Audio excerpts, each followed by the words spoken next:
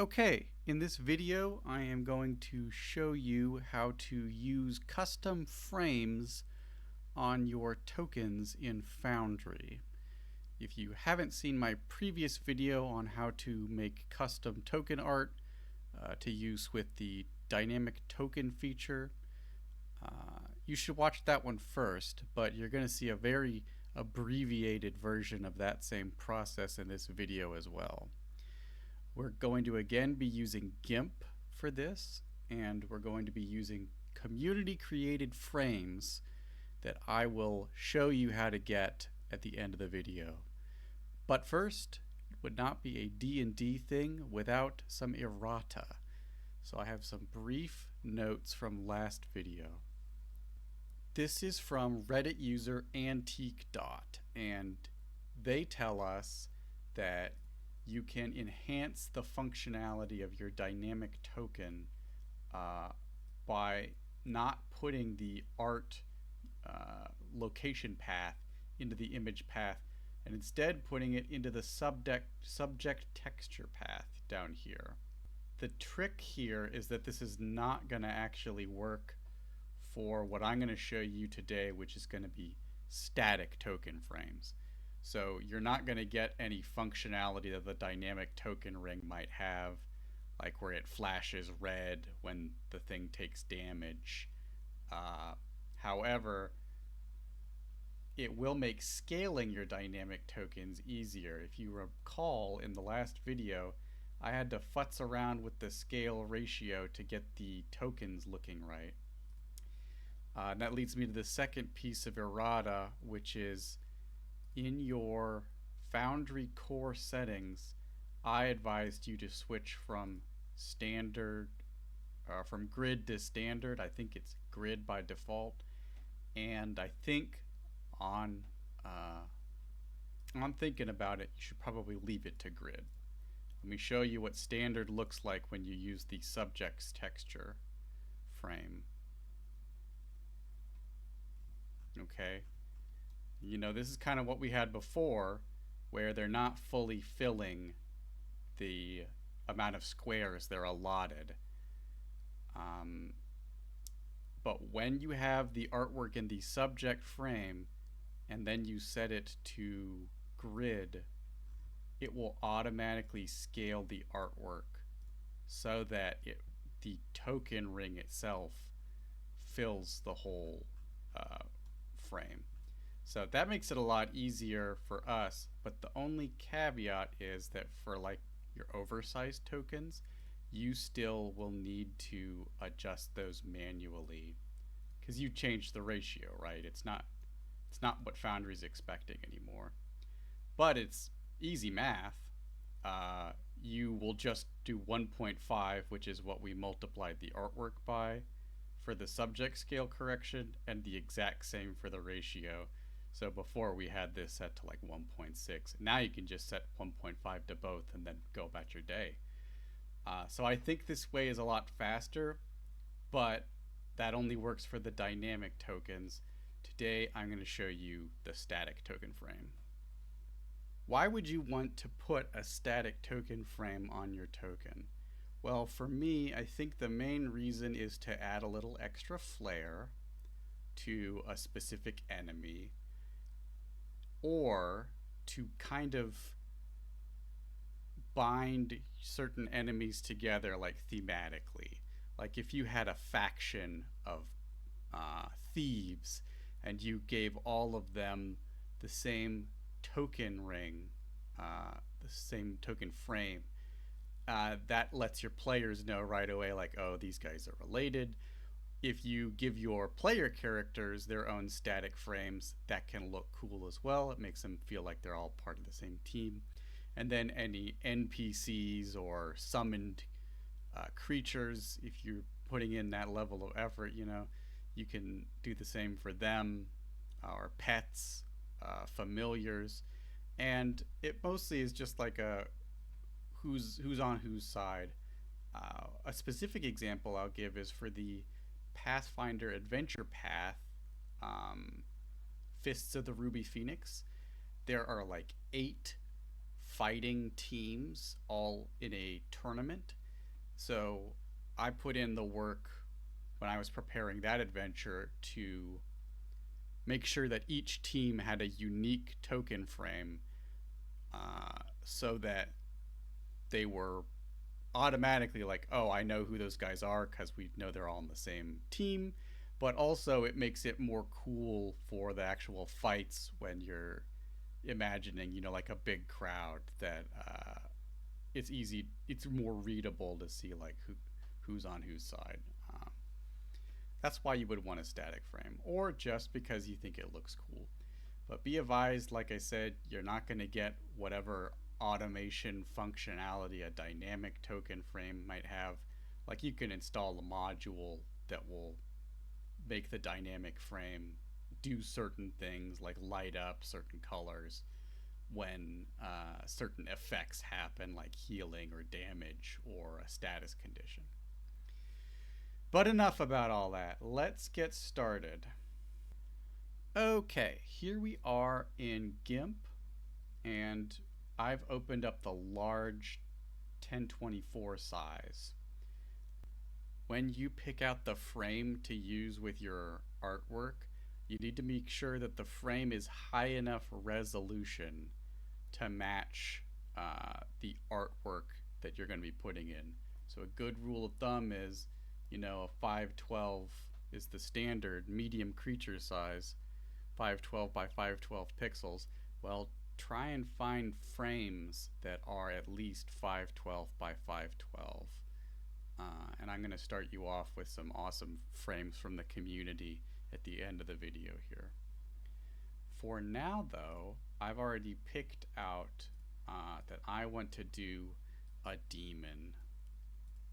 So I drag my demon into the GIMP. And to start, we're going to follow the normal process that you will always do when you make a dynamic token. We're going to scale our critter until they're a good size. We're going to use the standard ring as a guide and try and make sure that the token, the artwork, covers as much of the canvas as possible, except for the feet. It's a strong rule, don't forget, you got to get those out of here where possible. And I think that the part that we want to cut out the most will probably end up being his feathery cloak here. It does look cool, but I think it would be a little bit awkward to have only his foot not. Well, you know what? We're doing it live, I've got an idea here. Let's only cut off this part of the cloak, but we're going to leave this foot. This back foot that you can barely see, that's going to get cut off. But this foot that's leading, we're going to have that one sticking out. I'm breaking my one rule about the feet, but I think the effect will end up being look really nice. So I'm selecting my I'm selecting my mask. Press U to pull up our fuzzy tool. Click on the mask. Ctrl I to invert our selection and add that mask. Control Shift A to deselect everything, P to grab your paintbrush, and Control Alt and the scroll wheel to increase the size of your brush. So we're going to add that hand back and also his hoof here. I guess the reason I'm allowed to break this rule is just because he doesn't have toes. He has one toe, the hoof, kind of the toe there, and I think that's okay. I don't think my players will be that offended by that. One thing that I want to do here is he's got some little feathers sticking out. I'm just gonna get rid of those. It's kind of the flies or whatever he's got up here, those are fine because they're all clustered, but to just have a random feather floating around, I think would be a little distracting. And then we're going to hide our ring and adjust the shadow.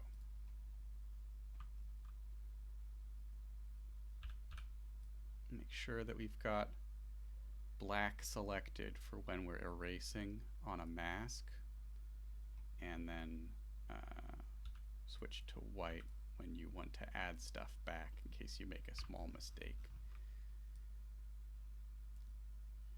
This is the Bob Ross portion where you're hanging around with your brush, but you're just uncovering the artwork. You don't have to generate new artwork.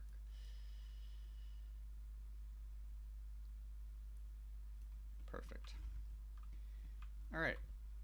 Now, for me, when I'm going to the effort of, I've already basically made a dynamic token here, in my mind, you would be foolish if you did not save this. So I am going to save this. This is a Luca demon, but I'm just gonna call him a daemon, so I don't have to spell and embarrass myself on camera. So daemon token, save it as a WebP. All right, so that's a standard dynamic token, but now we're going to add a static frame to it. Today's frame comes to us from the great Nacho. And again, I'm going to show you where to get some awesome community frames at the end of the video. All right, let's hide the frame to start because we're going to need to resize it. And I'm also going to hide our artwork. What I've just grabbed is from Tokenizer. This is just a black texture. Looks kind of staticky and rocky. And you are going to need this because a dynamic token, it'll add a background automatically. But for a static token, you're going to need to add a background yourself. So how to prepare this texture here is we're going to scroll down to the full EXT layer mask, and we're going to grab it and pull it up for our convenience here. I'll show you. I'll put it on top of everything. It's just a circle, basically. And this is the visible area by default of what's going to get cut off for a dynamic token, So we are going to select the black portion and invert it like we do with our other masks, and then add that layer mask to the dark texture that we've got. And what that's done is created a perfect circle of the background. Now we need to resize the frame so that it perfectly covers this background. When I say perfectly, what I mean is it needs to cover the entire background. It's okay if it covers a little too much. It needs to cover at least to the edge of the pixels here. And the fastest way that I've found to do this is center your artwork and then use the scale box up here to shrink it. These are linked automatically. I had trouble with the link in the last video, but if you just do one, it will shrink the other dimension as well. It's going to take a couple tries to get it perfect, and that's okay. It's not going to take a ton of time, but you're going to see, okay, so it's covering it. Is it covering it too much? So I'm going to just expand it a little bit, expand it a little more. Let's try 860. Okay, 860 is a little too big, but not by much. So I'm going to just go down to 856. Still seeing a little tiny edge of pixels. So let's go down to 852. Still seeing a tiny line of pixels, but I bet that we can get it with 850. Let's see. All right. It's a tiny little amount there, but we're going to be a perfectionist today. Shrink it down one more. So now we've got the frame, the background, and we're going to add the artwork back in. The order that you should place these in is put your artwork on top under the portrait tab, then have your frame and then the texture. Et voila, it looks beautiful. And then you can export it. And what I basically do is I just put token 2. Because you can always, I mean, we've created the dynamic token art from before. You can consider that the default, but then you can add the static one for the extra flavor. So over in Foundry, just gonna go to a different room here. Let's grab a demon. You can see he's got the default, nothing going on artwork there. And then in the image path, not the subject texture, because it's not a full dynamic token, we are going to do token number 2. Update. And you're going to see he doesn't fill the image. So unlike with the subject tokens for the dynamic tokens, you do have to adjust this one manually like I showed you in the previous video, which is not a huge pain because I was already doing that from before. We're going to set it to 1.35, which will get the edges of the token ring just right for this one. And there he is, he's in the game.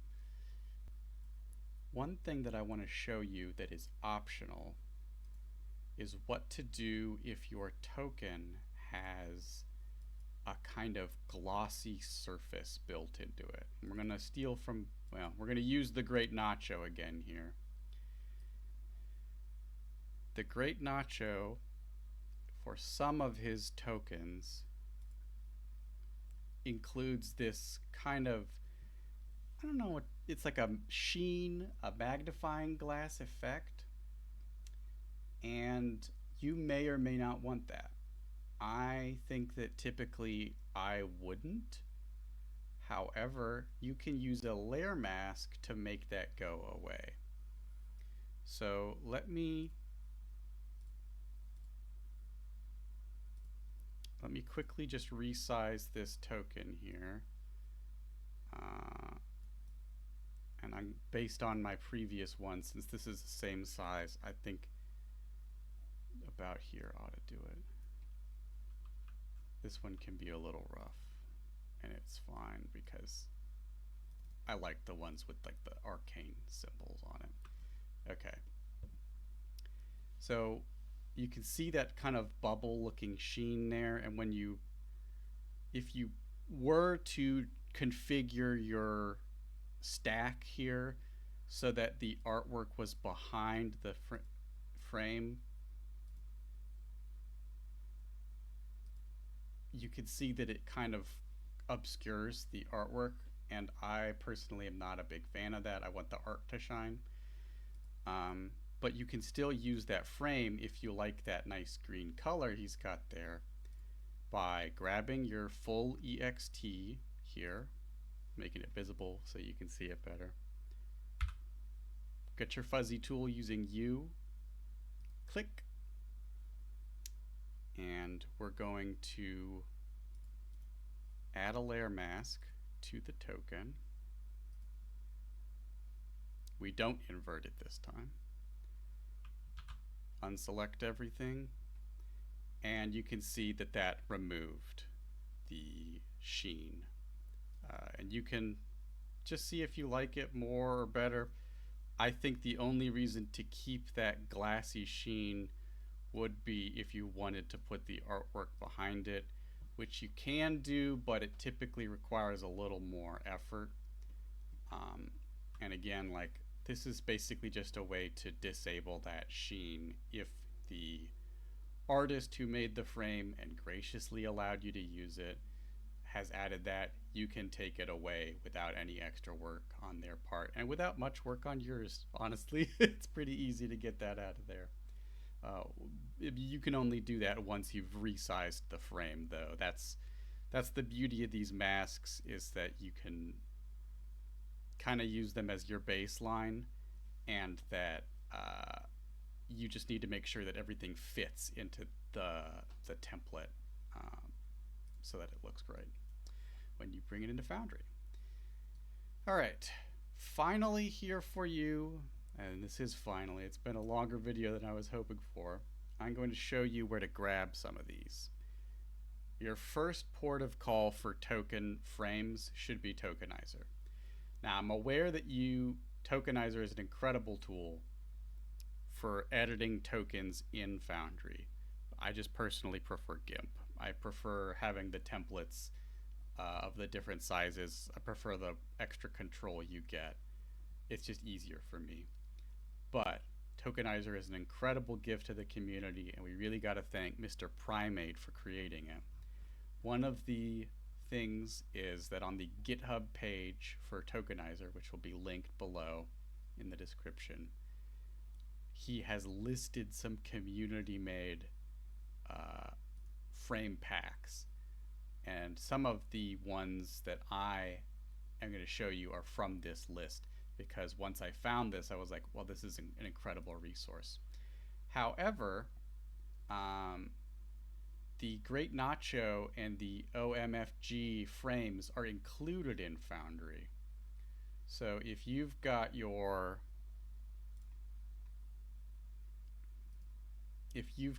Foundry instance, wherever that is, cloud or local, you will most likely, under modules, have your Tokenizer files, and you can just head right in. I'll set this to extra large here, and you can grab all these. So you can grab the dark gray texture I used. It's got the default frames it uses. It's got some masks in there if you want to use those. The only thing to be aware of is the dimensions. See the inner shadow here, that's 1000 by 1000. That's pretty good. So that'll fit a large token size. The texture, though, is 800 by 800. That's a little smaller. So you might need to resize it, or if you don't like how it looks, you might need to find a higher resolution. For the background, I don't think it's a big deal if it's a little chunky, because this is already basically, just static. So I think it's fine the way it is. So you can grab these from Tokenizer, and then if you look, these are from the old mighty friendly gamer who is not currently creating content, unfortunately. But there's some cool Greek themed frames here. He's got a lot of different styles that you can use, and then the Great Nacho has also got some great ones. His ones are a little funky, a lot of them, but I really like the way that they look. Your next port of call should certainly be the Token Frames module. This is currently maintained by Volfeed. I hope I'm saying that all right. It was originally created by a guy named Jay Colson, at least according to the GitHub page. This is the ultimate resource, in my opinion. It has got pretty much everything that you are going to need, and more. You're going to feel spoiled with the Token Frames module. There are tons of awesome backgrounds that you can use if you didn't like that texture that I used. Tons of great colored ones. themed ones after different classes. Uh, and they are a variety of different sizes, so you do need to check and make sure. Like some of these ones from the token tool are 200 by 200, which is a little small in my opinion, but uh, tons of great. And Wolfeed's art himself, these ones are really experimental and cool looking. Uh, and I really, every time I look through these, I keep thinking like, boy, I hope I can find some character art that would be a good fit for this amazing frame that Wolfeed has made. So I got nothing but love for some of the incredible art that he's given away for free to the community. And the final set here is the starter set from Amaris D Styles. They have some great art that's just kind of like you could throw this on any token and then pick a good color that will fit. Um, the only thing about these is that they're 812 by 812, so they might be best for medium creatures or smaller. On the large size creatures, you're probably going to get some chunky. The image, you'll be upscaling it, so it won't look super awesome. And I think that Amaris sells other packs, so if you didn't just want to get the free one, they also have this nice one here. I think this is a great place. As the pack says, it's a great starter where you're not exactly sure if you want to go through Wolfeed's art and find something that fits. So maybe just getting a nice colored frame is enough, you know. And that's it. One thing to note is the reason I'm so particular about the resolution size is that there are some effects in the game that increase the size of your token. I know at least for Foundry, the enlarge spell, when you cast it and the effect goes onto the creature, it physically makes it bigger. And if the artwork is too small, it's going to be all crunchy and sad. And I know that's a niche scenario, but you really want your guys looking their best at all times. Although for some creatures, there's really no helping it, just because of the default size. So it's not like I recommend saving all your creatures in the highest resolution available, but just be aware that, you know, your creatures might get grown or shrunk in the game, and if the artwork starts looking crappy, then you could feel bad about that if you were a perfectionist. But if you weren't, you would just say, wow, cool art, and it grew. That's just me, though. All right. Links to all the community art will be in the description. Show those guys some love because they're giving stuff away for free, and the art that they're making is awesome and super cool for Foundry. If you have any questions, feel free to put them in the comment section, and I'll do my best to give a coherent answer, or maybe someone else will give you a better one. That's all from me today. Happy pathfinding, dungeon and dragoning, or any system you choose to use with Foundry.